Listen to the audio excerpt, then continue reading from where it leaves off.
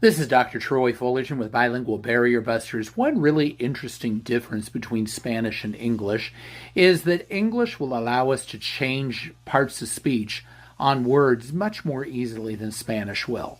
So English, therefore, can be a remarkably compact language.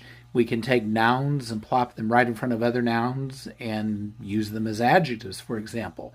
We might say that we have a bus. Well, that can be any kind of a bus. So what kind of a bus is it? Well, this is a school bus. That is a city bus. Now, wait a minute. The word school, isn't a school a place?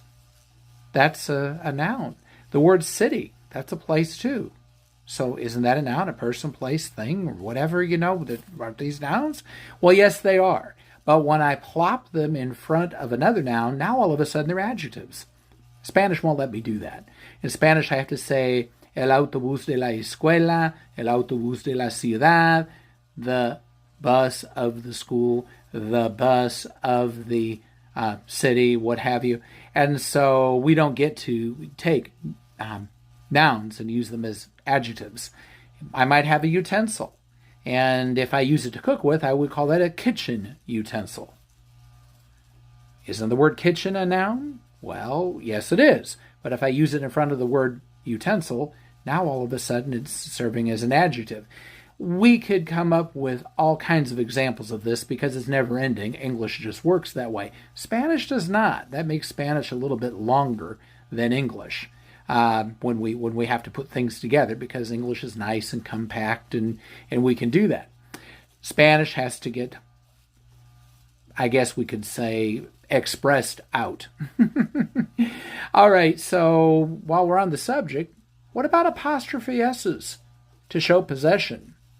This is my mother's house. That is my dad's book.